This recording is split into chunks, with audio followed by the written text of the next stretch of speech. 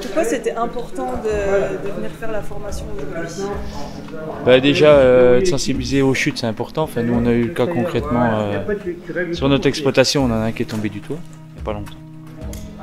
Et puis, c'est toujours bon de se former, de se sécuriser un peu dans notre travail. Donc, de voir ce qui peut se faire, et puis ça permet de se poser des questions. Et vous êtes déjà resté coincé dans une griffe? Ouais, moi ça m'est arrivé une fois, il y a 3-4 ans. C'était pas une situation d'urgence, mais je suis quand même descendu avec le petit système là, qui existe, et c'est vrai que quand il a fallu mettre le harnais, j'avais un collègue quand même qui était en bas. Lui il voulait appeler les pompiers, mais je lui ai dit non, quand même pas. Les dispositifs qui existent aujourd'hui ne sont pas clairement suffisants pour assurer la sécurité des exploitants lorsqu'ils doivent descendre de la griffe, que ce soit en urgence ou pas en urgence. Et donc aujourd'hui on est en train de sensibiliser ces exploitants pour qu'ils prennent en compte l'ensemble de l'installation pour établir un chemin d'évacuation. Voilà.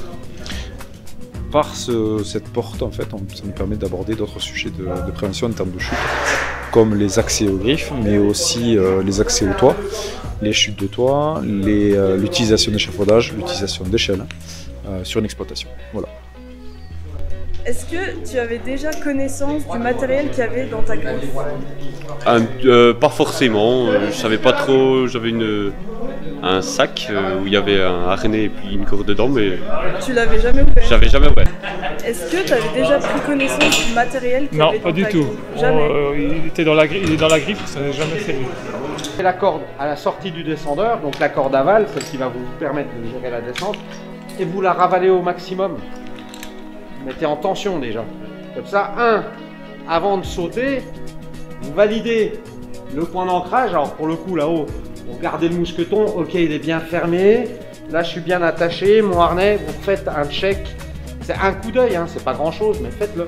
Parce que le coup du mousqueton qui est à moitié ouvert là, ça nous arrive régulièrement avec Jean-Marc, hein. On utilise ça tous les jours et au contraire. Donc en fait, une fois qu'on est bien en tension, on va accroupir légèrement les jambes pour aller basculer dans le vide ou voilà. Et à partir du moment où on est bien là, on va ouvrir avec la poignée ici, donc il faut tenir la corde de descente.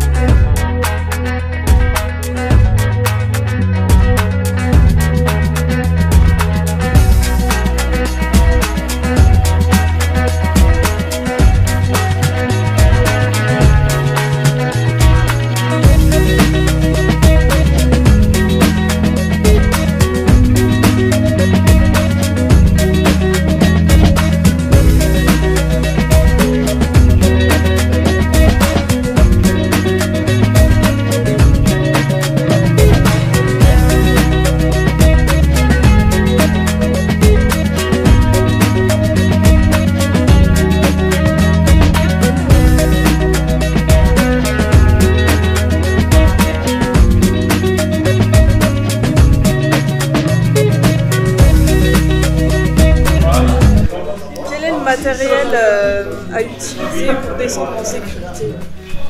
Pour descendre en sécurité d'une griffe à foin par exemple, nous on préconise un harnais de préhension du corps qui maintient bien la victime entre guillemets, un évacuateur automatique éventuellement où l'avantage c'est qu'il nous dépose au sol comme une fleur, mais s'il y a des obstacles on ne sait pas les gérer, ou alors des descendeurs manuels qui permettent une descente assez fluide et qui permettent justement de se pousser des obstacles s'il y a de la machinerie en dessous.